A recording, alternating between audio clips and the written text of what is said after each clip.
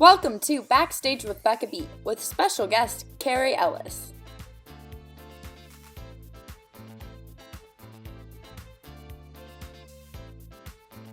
Hi everyone, and welcome to my last episode of Backstage with Becca B in 2020. On this episode, her resume is glowing.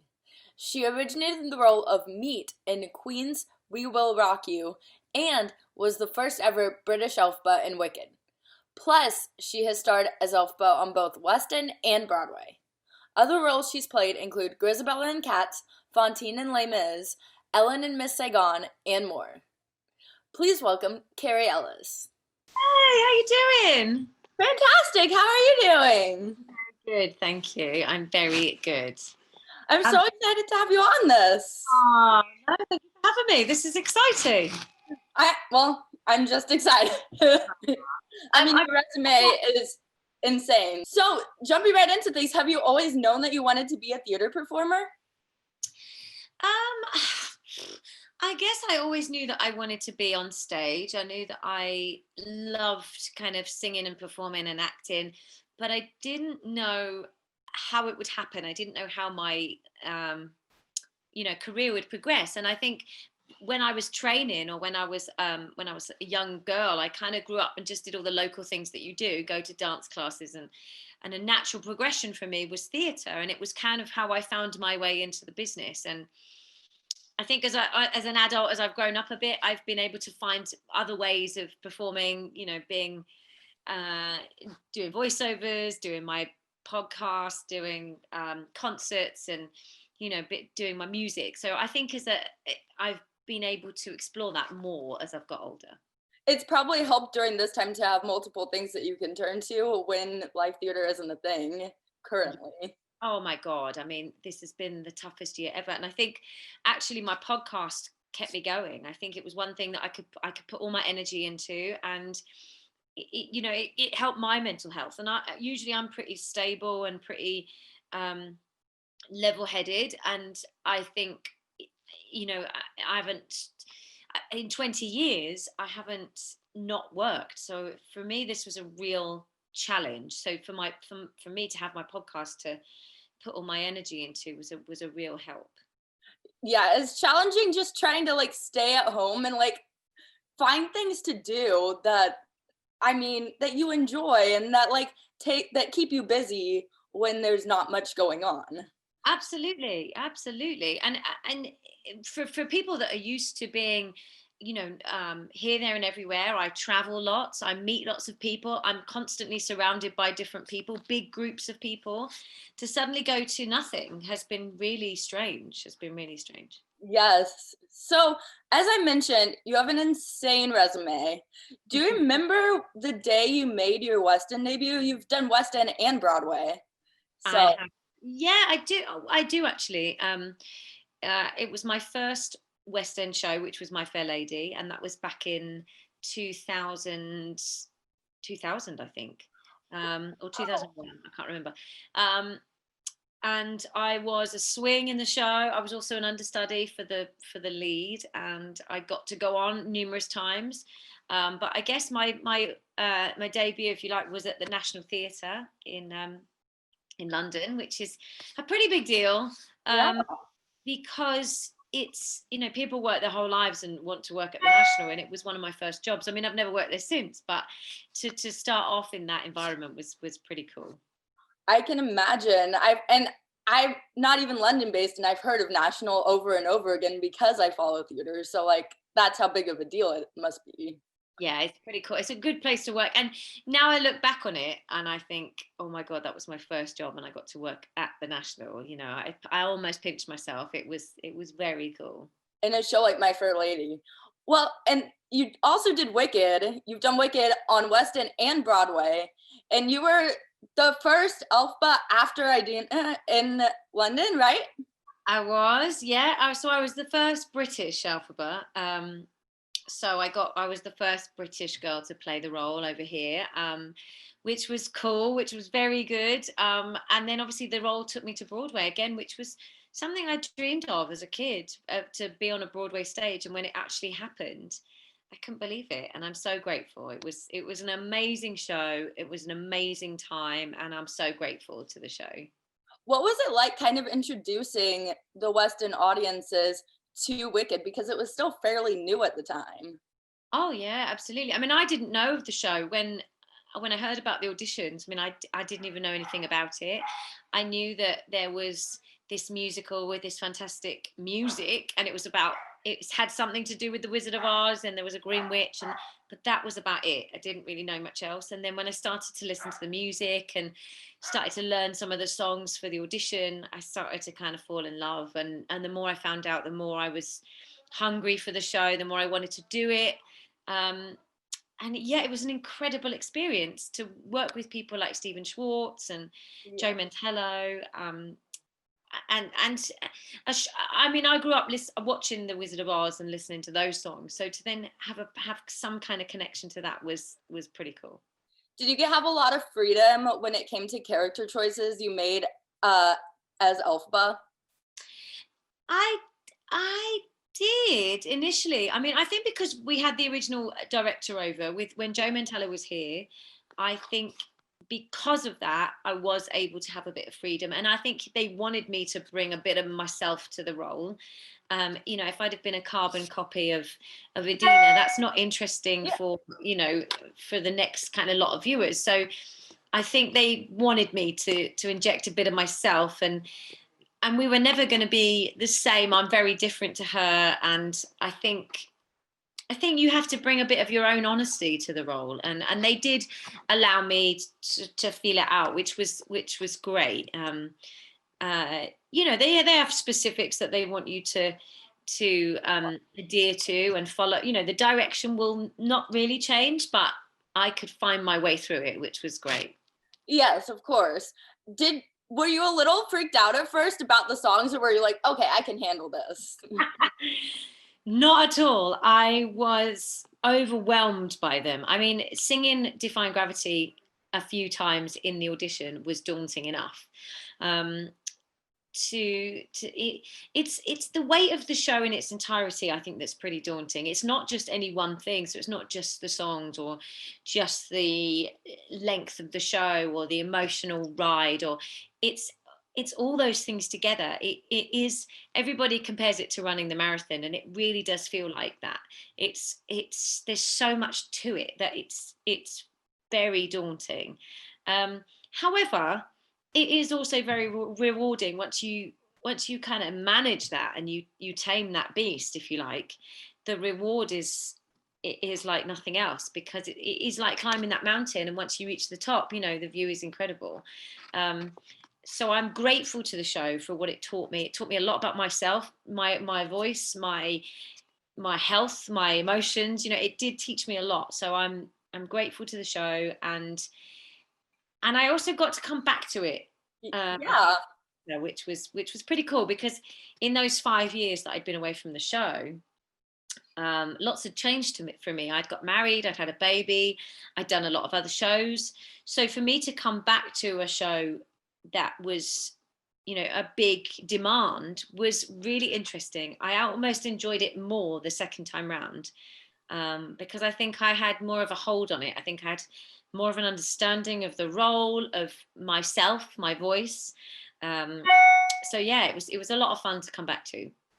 How do you think your Elphaba changed from the first time to the second time?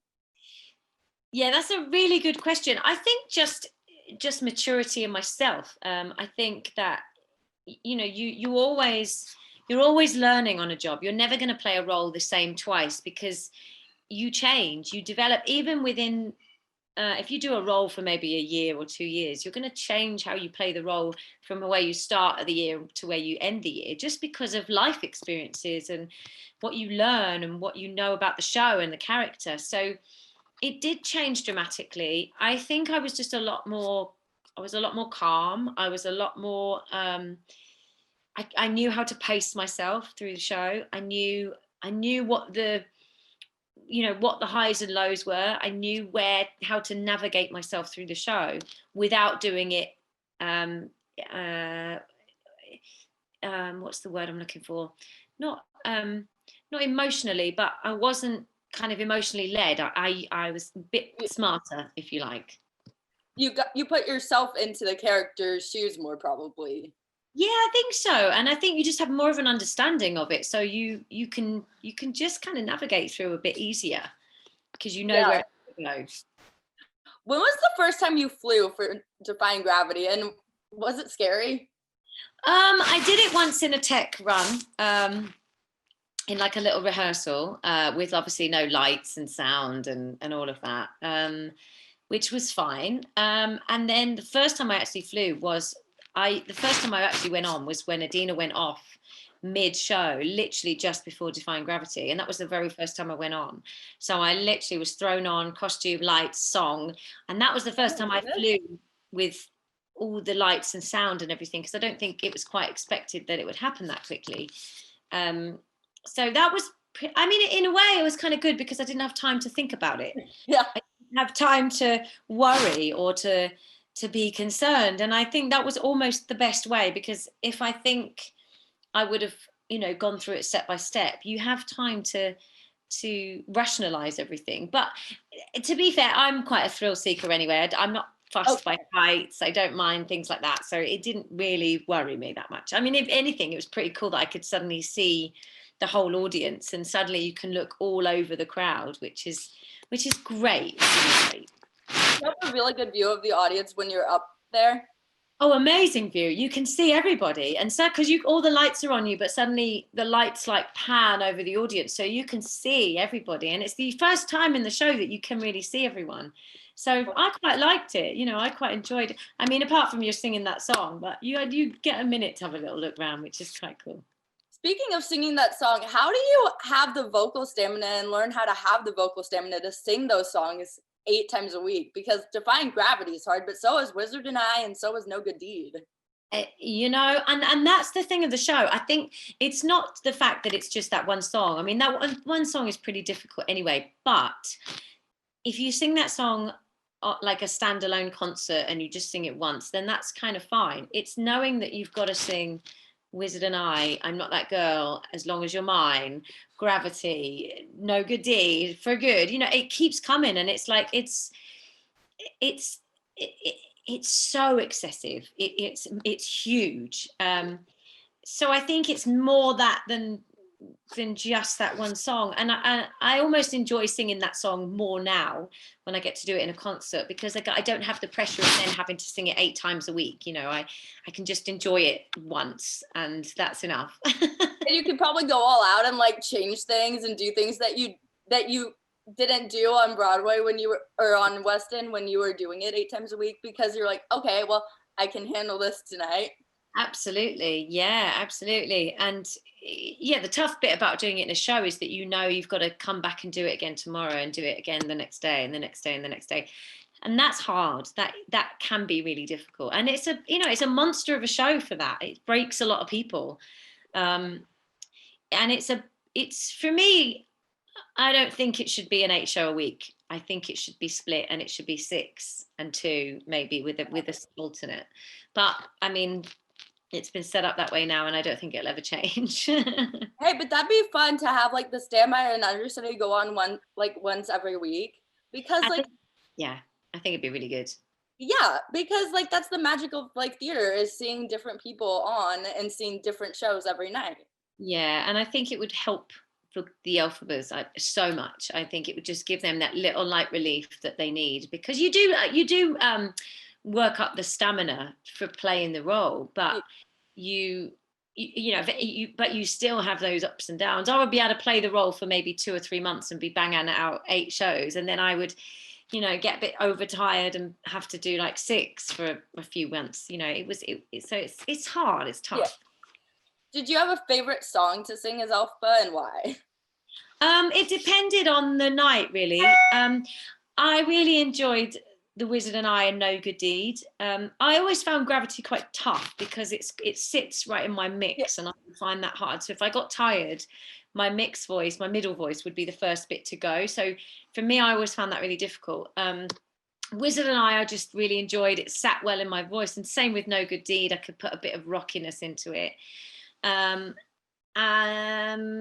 However, I don't sing No Good Deed or The Wizard and I now, ever. Like, I sing For Good, maybe. I sing I'm Not That Girl occasionally. But they were the songs I probably enjoyed the most in the show. I think Wizard and I, because it's the first one, you come out, it's exciting. It's the first time you do. There's no tricks or anything in the Wizard and I. It's just Elphaba singing her kind of I want dream song, and that's it. You know, that's quite fun to do. And same with No Good Deed. You know, there's no flying, there's no magic as such. So it's just you singing the song, which I quite like. Yeah. You're just wearing like 100-pound dress, basically. Yeah, well, that too. Yeah, that too. But you know what? You get used to it. It's funny. The dress is designed so brilliantly well that a lot of the weight is around your waist, and you just get used to it. I mean, I used to love that Wicked Witch dress. Wicked Witch dress. It's just so flattering, and it makes you feel like the part. I think mine is in a museum in London now. I think it's on display, which is pretty cool. That's so awesome. I know. If I ever went back, I'd have to go and get it out of the museum. Yeah, that must be amazing to, like, you could go to the museum and be like, that's my dress that I wore. Yes, yeah. I've never actually seen it in the museum, but I have seen lots of people have sent me pictures who have seen it, but I should go and see it, really. Wait, real quick, what's the biggest difference between West End and Broadway audiences? You know, for me, there wasn't that much of a difference. I think the general thought is that Broadway audiences are a lot louder, like they're a lot more involved in the show, and they react a lot more. But for me, there wasn't a lot of difference. I think because Wicked allows the audience to get involved quite a lot anyway, that it wasn't really much of a difference. I think there were a few little lines that American audiences tend to get more than the British audiences, but they were kind of Wizard of Oz connections more than anything else. And obviously a few like some of the lines would land differently, but I think that was just because of the humor, really. We're quite dry in the UK, and little things would react differently here than it would, you know, on Broadway. But I got kind of used to that pretty quick. When you say a line and nobody laughs, you go, oh, okay, I'm gonna have to change that up. I've heard London audiences are a bit more reserved and are more like attentive, so to speak, kind of like maybe listen more and don't cheer as much. Yeah, I mean, that's the perception, but for me it wasn't like that. I think it might just be the show, though. Wicked is a very responsive show. It's very audience participation. I can't say it, participation. I think it allows that to happen, so I think people feel that they can react. I think that's the difference with the British audience. They need to perhaps be encouraged a little bit more. But yeah, again, that show for me was just the same, really. And real quick, before I bring up the music that you have like on iTunes and Spotify and all over, I want to talk about Cats, because you were also Grisabella in Cats. Love Cats. I love that you want to talk about that. I love that show so much.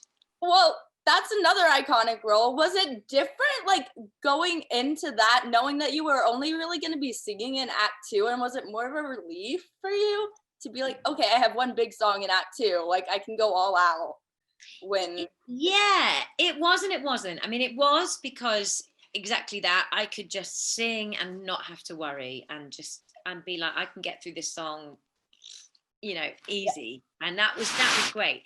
The only thing is that everybody's waiting for that one song. So there's a lot of pressure, and you sit through that, you know, you do a couple of little things in Act 1 but there's a lot of waiting around time, but you feel that kind of tension of everybody waiting for that touch me, and that's hard, you know, that is difficult, and you don't have the time to kind of ease into the show. It's just like wait, big song. So that's pretty tough, but I loved it so much. I didn't think I'd get the opportunity to play it because I had obviously grown up watching Cats as a kid. I fell in love with Memory. I fell in love with the show. I remember going with the school to watch it. and I just loved it. It was magical. And I didn't think as an adult I'd get to play it because it just wasn't around. So when they said that the revival was coming back to London, it was going to the Palladium, I was like, wow, this could be my moment. And then Nicole left the show and I got my moment, and I'm so thrilled. Did you have to put the makeup on yourself for Grisabella? Because in the US they do on the tour. Yeah, we did.